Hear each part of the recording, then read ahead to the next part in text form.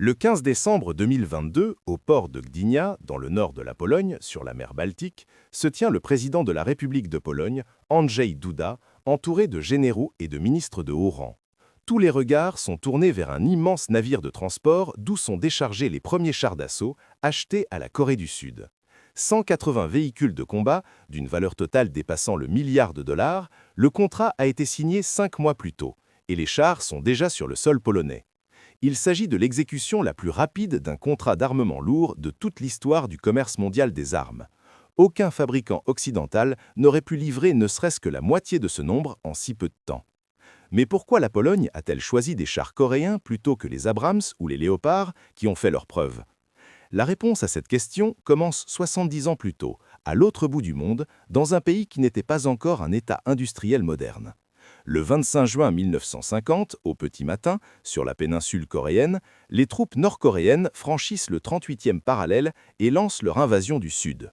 En tête de l'attaque se trouvent des centaines de chars T-34, machines soviétiques légendaires qui, quelques années auparavant, avaient écrasé la puissance blindée du Second Reich à Koursk. La Corée du Sud ne possède pas un seul char, littéralement aucun. Son armée est principalement composée d'infanterie équipée d'armes légères, sans aucun moyen de s'opposer aux forces blindées sur le front nord. Durant les 3 premiers jours de la guerre de Corée, les chars percent toutes les lignes de défense et foncent sur Séoul. La capitale tombe après seulement 3 jours de combat. Le gouvernement sud-coréen fuit vers le sud avant que des centaines de milliers de civils ne fuient leur foyer dans la panique. La situation semble désespérée et la Corée du Sud est au bord de l'anéantissement total. Les Nations Unies convoquent une réunion d'urgence et décident d'envoyer une force d'intervention sous commandement américain. Les États-Unis envoient en toute hâte tout ce qu'ils ont sous la main dans leur base au Japon. Des avions et des navires de transport acheminent des chars M24 Chaffee, des véhicules de reconnaissance légers conçus pendant la Seconde Guerre mondiale. Les Américains savaient parfaitement que le Chaffee n'avait aucune chance face au T-34 lors d'un affrontement direct. Le char soviétique pesait 32 tonnes et était armé d'un canon de 76 mm. Le Chaffee américain, quant à lui, pesait 18 tonnes et était équipé d'un canon de 75 mm, mais avec une capacité de pénétration nettement inférieure. Lors des premiers combats, les obus américains ricochaient sur le blindage du T-34 comme des poids contre un mur, tandis que les canons soviétiques perçaient le Chaffee de part en part. Malgré une défense acharnée, les troupes de l'ONU furent repoussées jusqu'à une étroite avancée autour de la ville de Pusan, à l'extrémité sud de la péninsule. La Corée du Sud se retrouva réduite à une seule province. Une attaque décisive de plus, et le pays tout entier tomberait aux mains des communistes. Seul le débarquement d'Incheon, sous le commandement du général MacArthur, en septembre 1950, changea le cours de la guerre. Mais le conflit s'éternisa pendant 3 ans, se transformant en une sanglante guerre de tranchées. Le 27 juillet 1953, les deux camps signèrent un armistice à Panmunjom. Cependant, il ne s'agissait pas d'un traité de paix, mais simplement d'un cessez-le-feu. Techniquement, la Corée du Nord et la Corée du Sud sont toujours en guerre. La frontière entre les deux pays, appelée zone démilitarisée, est devenue la ligne de démarcation la plus fortifiée au monde. La Corée du Sud a vécu un traumatisme durant cette guerre. Le pays, presque rayé de la carte faute de chars d'assaut, a juré de ne jamais laisser une telle situation se reproduire. Mais dans les années 1950 et 1960, la Corée du Sud était l'un des pays les plus pauvres du monde. Son revenu par habitant était inférieur à celui de nombreux pays africains. Produire ses propres chars d'assaut était hors de question. La seule solution était de dépendre du matériel américain, principalement des machines usées transférées au titre de l'aide militaire. Les Coréens utilisaient ce que les Américains jugeaient inutile pour leurs propres besoins. Au début des années 1970, la situation dans la péninsule coréenne commença à changer radicalement. Les services de renseignement sud-coréens remirent au président Park Chung-hee un rapport qui l'inquiéta profondément. Selon les informations recueillies, la Corée du Nord avait établi sa propre usine de chars et commencé la production sous licence de chars soviétiques T-62. Ce char représentait une menace sérieuse car il était bien plus moderne que tout ce dont disposait l'armée sud-coréenne. Il était équipé d'un canon à âme lisse de 115 mm, capable de perforer le blindage de n'importe quel char occidental de l'époque, et son propre blindage résistait à la plupart des obus utilisés par les forces de l'ONU durant la guerre de Corée. L'annonce de l'existence de cette usine de chars nord-coréenne coïncida avec un événement qui bouleversa toute la stratégie de défense de la Corée du Sud. Le président américain Richard Nixon annonça une nouvelle doctrine de politique étrangère, entrée dans l'histoire sous le nom de sous la présidence de Nixon. Conformément à ces principes, les États-Unis devaient soutenir leurs alliés en matière de défense et de développement, mais n'entendaient pas assumer seuls le fardeau de la défense du monde libre. Concrètement, cela impliquait le retrait d'une part importante des troupes américaines de Corée du Sud. La 7e division d'infanterie de l'armée américaine commença à remballer son matériel et à quitter ses bases sur la péninsule. Pour Séoul, ce fut un coup dur comparable à un tremblement de terre. Imaginez vivre à côté d'un voisin qui aiguise sa hache chaque jour, vous regardant avec haine et que votre seul défenseur vienne d'annoncer son départ.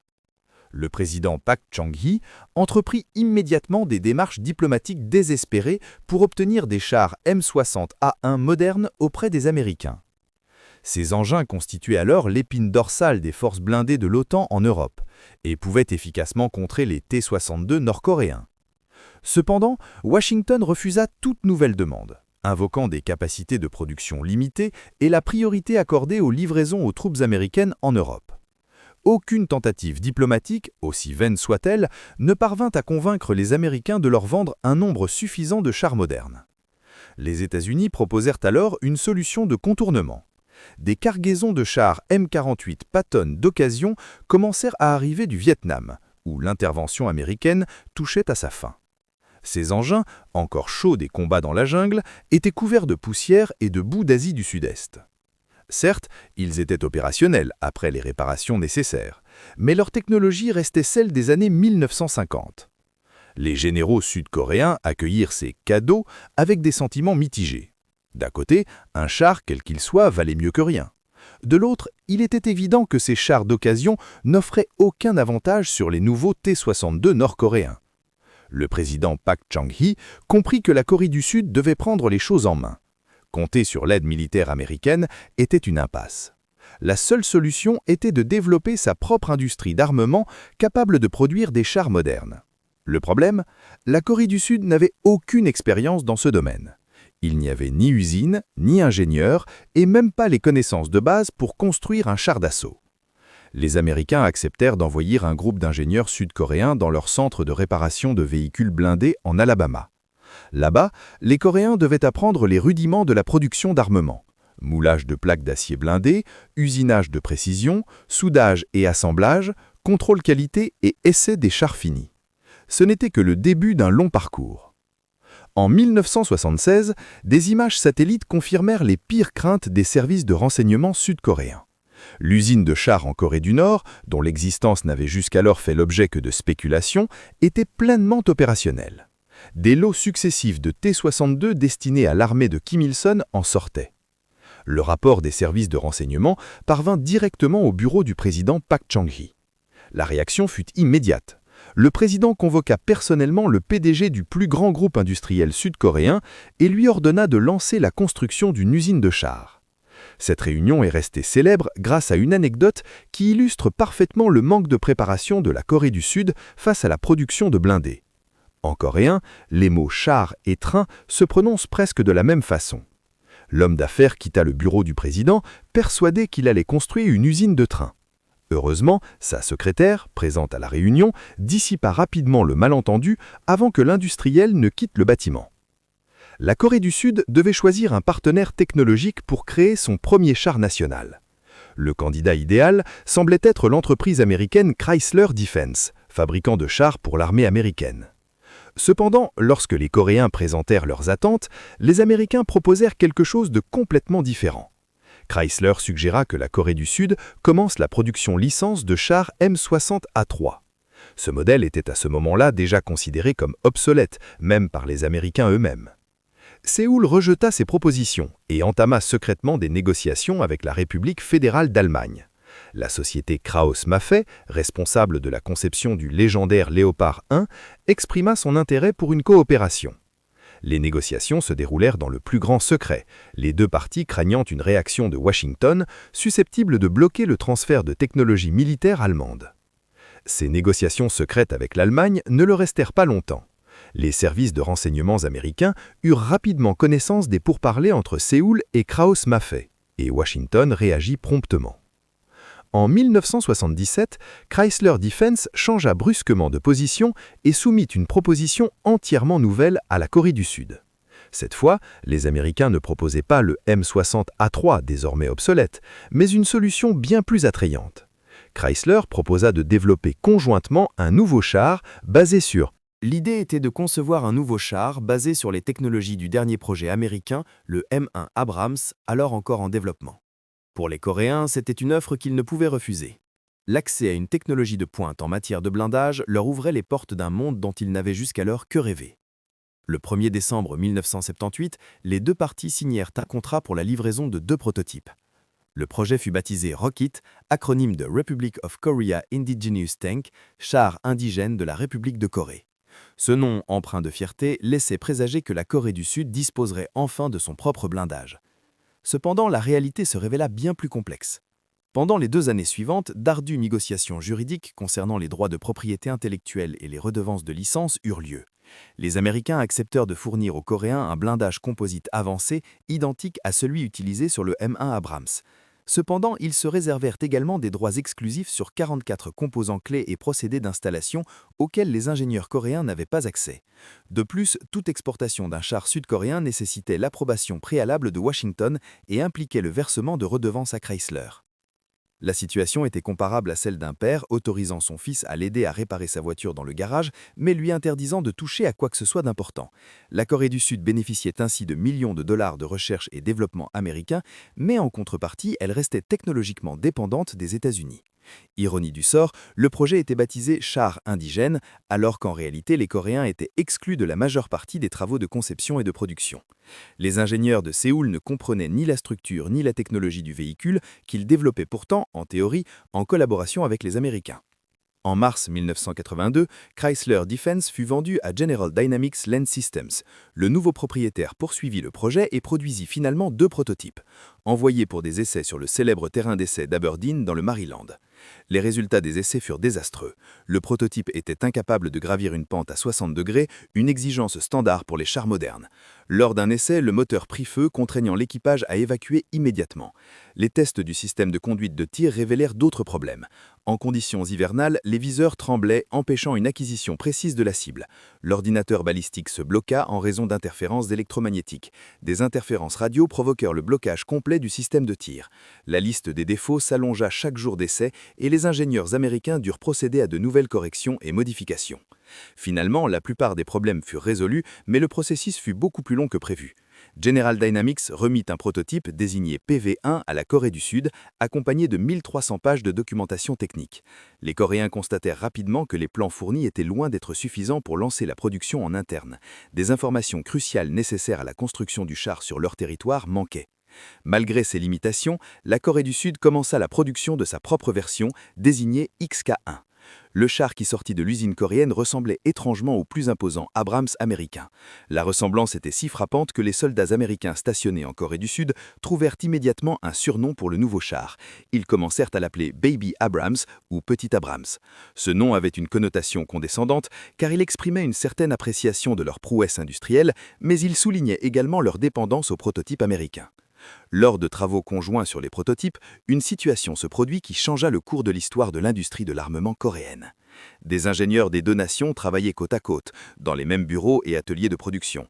L'utilisation conjointe d'outils lourds a aménagé tendance à vanter ses connaissances et ses compétences. Des conversations informelles avaient lieu près des fontaines à eau et des machines à café, au cours desquelles les Américains partageaient des informations allant bien au-delà du cadre contractuel officiel. Au cours de ces discussions amicales, des détails techniques théoriquement classifiés furent révélés. Lorsque la direction de Chrysler eut connaissance de ces fuites, la réaction fut immédiate et radicale. Un mur fut érigé dans les bureaux pour séparer les employés américains et coréens. Les ingénieurs coréens se virent attribuer des routes strictement définies autour du bâtiment pour minimiser tout contact accidentel. Mais ces précautions étaient arrivées trop tard et elles se révélèrent inutiles. L'idée était de concevoir un nouveau char basé sur les technologies du dernier projet américain, le M1 Abrams, alors encore en développement. Pour les Coréens, c'était une offre qu'ils ne pouvaient refuser. L'accès à une technologie de pointe en matière de blindage leur ouvrait les portes d'un monde dont ils n'avaient jusqu'alors que rêvé. Le 1er décembre 1978, les deux parties signèrent un contrat pour la livraison de 2 prototypes. Le projet fut baptisé Rocket, acronyme de Republic of Korea Indigenous Tank, char indigène de la République de Corée. Ce nom, empreint de fierté, laissait présager que la Corée du Sud disposerait enfin de son propre blindage. Cependant, la réalité se révéla bien plus complexe. Pendant les 2 années suivantes, d'ardues négociations juridiques concernant les droits de propriété intellectuelle et les redevances de licence eurent lieu. Les Américains acceptèrent de fournir aux Coréens un blindage composite avancé, identique à celui utilisé sur le M1 Abrams. Cependant, ils se réservèrent également des droits exclusifs sur 44 composants clés et procédés d'installation auxquels les ingénieurs coréens n'avaient pas accès. De plus, toute exportation d'un char sud-coréen nécessitait l'approbation préalable de Washington et impliquait le versement de redevances à Chrysler. La situation était comparable à celle d'un père autorisant son fils à l'aider à réparer sa voiture dans le garage, mais lui interdisant de toucher à quoi que ce soit d'important. La Corée du Sud bénéficiait ainsi de millions de dollars de recherche et développement américains, mais en contrepartie, elle restait technologiquement dépendante des États-Unis. Ironie du sort, le projet était baptisé char indigène, alors qu'en réalité les Coréens étaient exclus de la majeure partie des travaux de conception et de production. Les ingénieurs de Séoul ne comprenaient ni la structure ni la technologie du véhicule, qu'ils développaient pourtant, en théorie, en collaboration avec les Américains. En mars 1982, Chrysler Defense fut vendu à General Dynamics Land Systems. Le nouveau propriétaire poursuivit le projet et produisit finalement 2 prototypes, envoyés pour des essais sur le célèbre terrain d'essai d'Aberdeen dans le Maryland. Les résultats des essais furent désastreux. Le prototype était incapable de gravir une pente à 60 degrés, une exigence standard pour les chars modernes. Lors d'un essai, le moteur prit feu, contraignant l'équipage à évacuer immédiatement. Les tests du système de conduite de tir révélèrent d'autres problèmes. En conditions hivernales, les viseurs tremblaient, empêchant une acquisition précise de la cible. L'ordinateur balistique se bloqua en raison d'interférences électromagnétiques. Des interférences radio provoquèrent le blocage complet du système de tir. La liste des défauts s'allongea chaque jour d'essai et les ingénieurs américains durent procéder à de nouvelles corrections et modifications. Finalement, la plupart des problèmes furent résolus, mais le processus fut beaucoup plus long que prévu. General Dynamics remit un prototype désigné PV1 à la Corée du Sud, accompagné de 1300 pages de documentation technique. Les Coréens constatèrent rapidement que les plans fournis étaient loin d'être suffisants pour lancer la production en interne. Des informations cruciales nécessaires à la construction du char sur leur territoire manquaient. Malgré ces limitations, la Corée du Sud commença la production de sa propre version, désignée XK1. Le char qui sortit de l'usine coréenne ressemblait étrangement au plus imposant Abrams américain. La ressemblance était si frappante que les soldats américains stationnés en Corée du Sud trouvèrent immédiatement un surnom pour le nouveau char. Ils commencèrent à l'appeler Baby Abrams ou Petit Abrams. Ce nom avait une connotation condescendante car il exprimait une certaine appréciation de leur prouesse industrielle, mais il soulignait également leur dépendance aux prototypes américains. Lors de travaux conjoints sur les prototypes, une situation se produit qui changea le cours de l'histoire de l'industrie de l'armement coréenne. Des ingénieurs des 2 nations travaillaient côte à côte, dans les mêmes bureaux et ateliers de production. L'utilisation conjointe d'outils lourds a aménagé tendance à vanter ses connaissances et ses compétences. Des conversations informelles avaient lieu près des fontaines à eau et des machines à café, au cours desquelles les Américains partageaient des informations allant bien au-delà du cadre contractuel officiel. Au cours de ces discussions amicales, des détails techniques théoriquement classifiés furent révélés. Lorsque la direction de Chrysler eut connaissance de ces fuites, la réaction fut immédiate et radicale. Un mur fut érigé dans les bureaux pour séparer les employés américains et coréens. Les ingénieurs coréens se virent attribuer des routes strictement définies autour du bâtiment pour minimiser tout contact accidentel. Mais ces précautions étaient arrivées trop tard et elles se révélèrent inutiles. Leur introduction fut trop tardive. Les ingénieurs coréens avaient déjà acquis suffisamment d'informations pour comprendre comment construire leur propre usine de chars et comment reproduire la plupart des composants nécessaires. En 1987, le premier char K1 de série sortit des chaînes de production, prêt à entrer en service au sein de l'armée de la République de Corée. L'engin était impressionnant et, sur le papier, rivalisait avec les meilleurs modèles occidentaux. Cependant, en coulisses, la situation était bien moins optimiste. Près de 80% des composants du char étaient importés. Le moteur, la transmission, les systèmes électroniques et même le blindage composite provenaient des États-Unis. La Corée du Sud assembla tous ces éléments, mais il était difficile de parler de véritable production nationale. Un profond sentiment de frustration gagna les politiciens, les généraux et les ingénieurs. Nombre d'entre eux qualifièrent ouvertement le projet K1 d'humiliation nationale. Ils affirmaient que le char n'aurait jamais vu le jour si la Corée du Sud avait disposé des technologies nationales suffisantes. La dépendance vis-à-vis des fournisseurs étrangers signifiait qu'en cas de conflit armé, les lignes d'approvisionnement pouvaient être interrompues à tout moment. L'histoire des guerres au Moyen-Orient et en Europe de l'Est avait maintes fois démontré que la géopolitique pouvait bouleverser rapidement les alliances et couper l'accès aux composants militaires essentiels. Pour un pays encore techniquement en guerre avec son voisin du Nord, cette perspective était inacceptable. La Corée du Sud avait besoin d'un char entièrement de sa propre fabrication.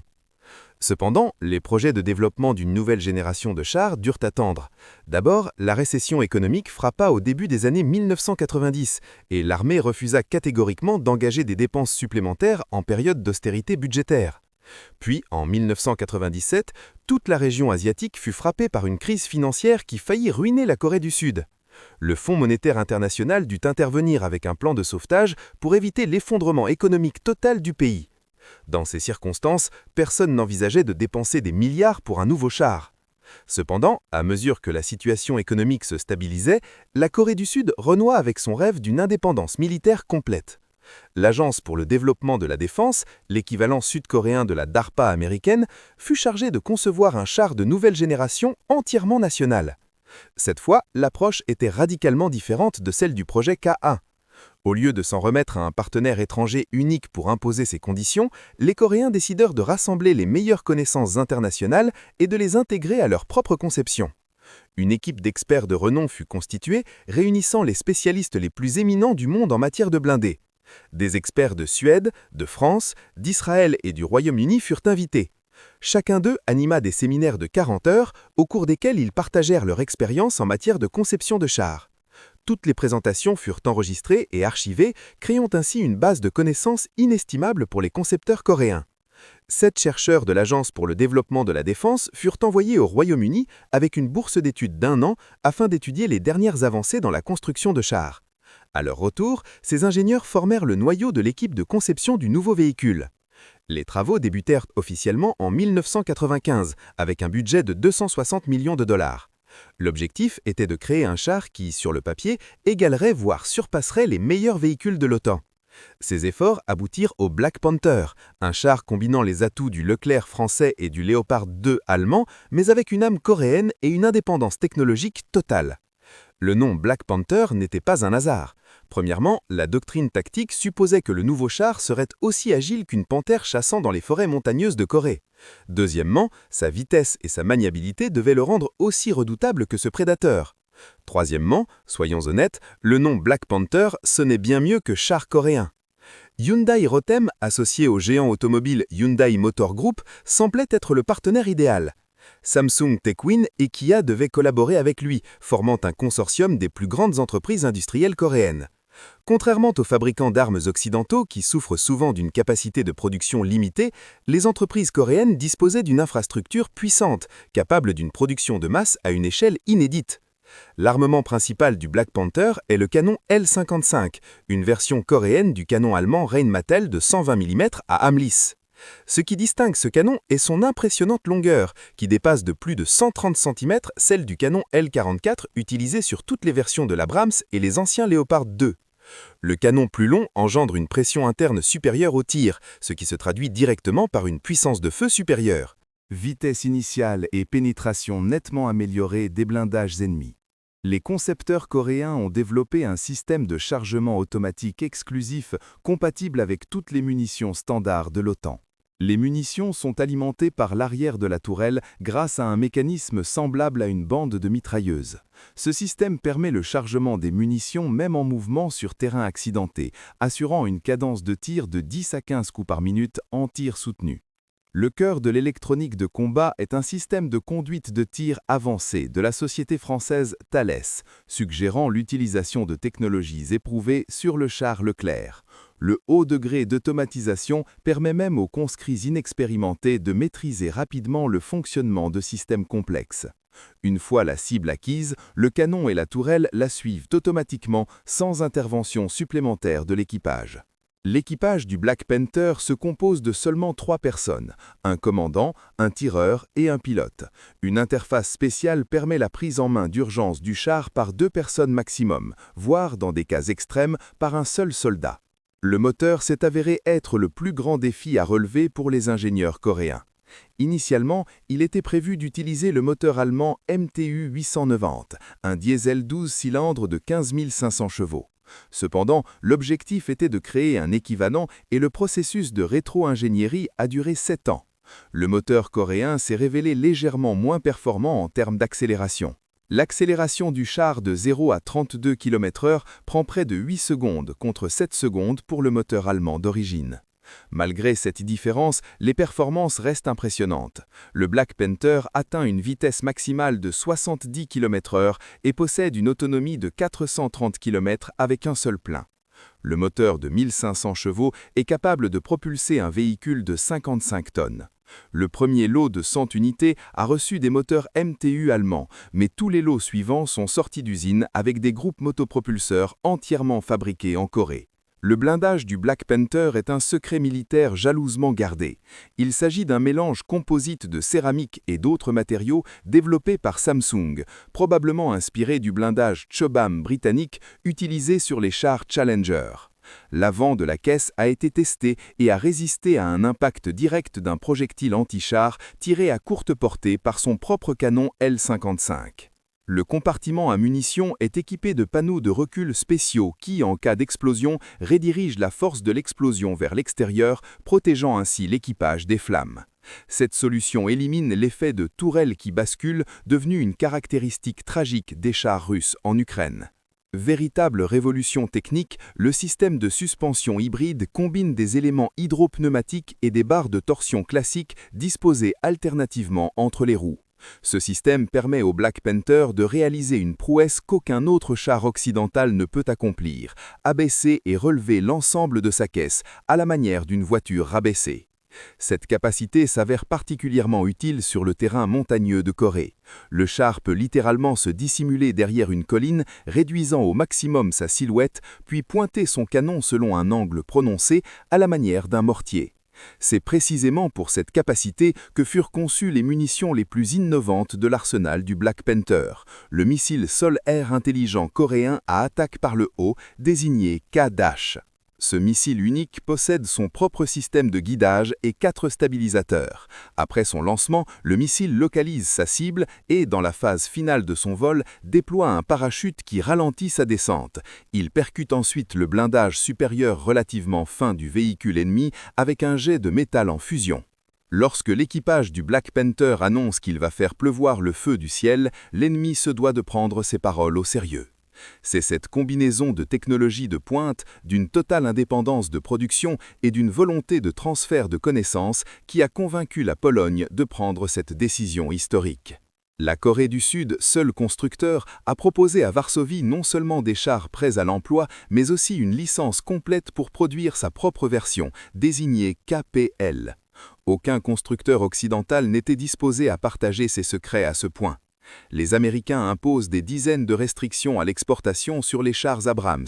Les Allemands retardent depuis des années leurs décisions concernant les livraisons de Léopard. Pendant ce temps, les Coréens ont livré un premier lot de 100 unités seulement 5 mois après la signature du contrat.